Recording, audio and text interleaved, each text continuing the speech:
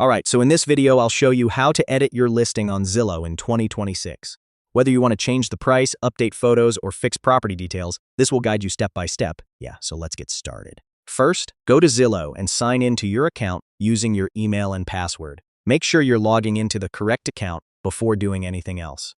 Once you're inside, click on your profile icon at the top right corner and go to My Listings or Manage Listings. This is where all your active properties are stored. Now you'll see a list of your current listings.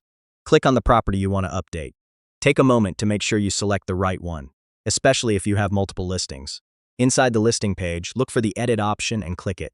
Here you can change important details like rent price, property description, number of bedrooms, bathrooms, and availability dates. If you need to, you can also update your photos. Just remove old or low-quality images and upload new ones. Good photos can really make a difference in attracting more attention. Yeah. After making all your changes, scroll down and click Save or Publish Changes. Depending on the system, your updates may appear instantly or after a short review. And that's it. Your Zillow listing is now updated with the latest information.